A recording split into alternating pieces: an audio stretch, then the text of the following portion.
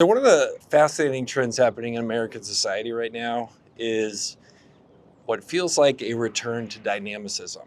And dynamicism is kind of this idea of being a fast-moving society, being one that can build stuff, isn't stuck in red tape, is able to just go do things. Be a great society and a great country in our minds and in the minds of others because of the things we're able to do and able to accomplish.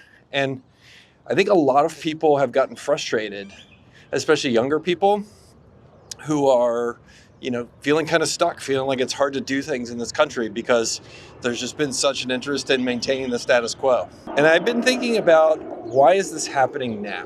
What's the thing that's happening? And I think there's two reasons that it's happening. First and foremost is, I think the narrative being put in the media and in other places that America has a lot of competition now.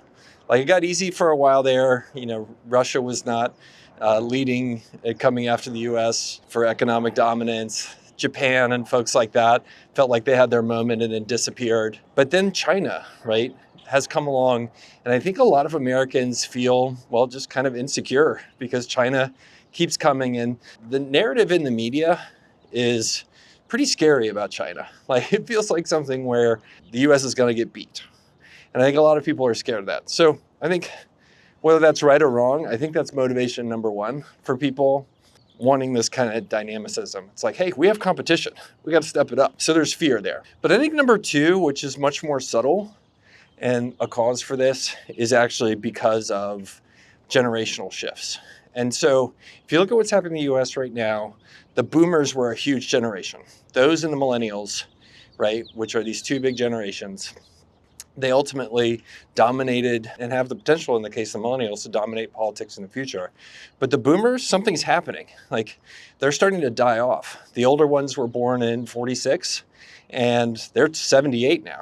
Like, they've retired to Florida, they're leaving Congress, and we see them kind of leaving those leadership positions. And who's left? Well, my generation, Gen X, and we're in our 50s and early 60s. And then you have the millennials behind us. And those two generations together, like, there's a vibe that's happening where they're seeing these baby boomers who, frankly, accumulated a lot of wealth, accumulated positions in society, and then went up to Congress and passed a lot of stuff to protect all of that for themselves.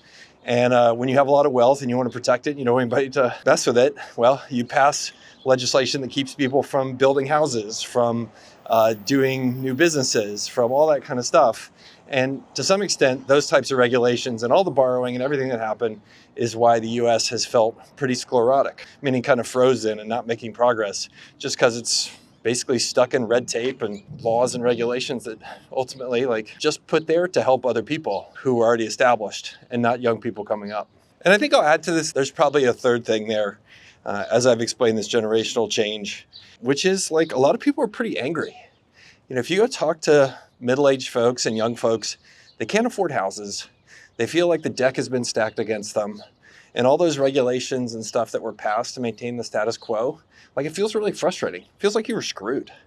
And, the combination of that anger plus the fear of China, kind of creates a pretty potent cocktail for people wanting to see change. And I think that's a lot of why you saw young people switching sides, going against different parties and longtime established candidates, and ultimately a lot of the motivation for a lot of people voting for Trump.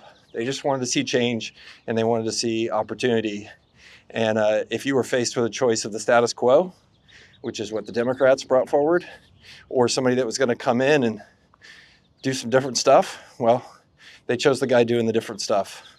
And that's where we are. So anyway, that's my explanation for American dynamicism. It's off the cuff as I walk here around Phoenix. And maybe it's something, or maybe it's not. See you later.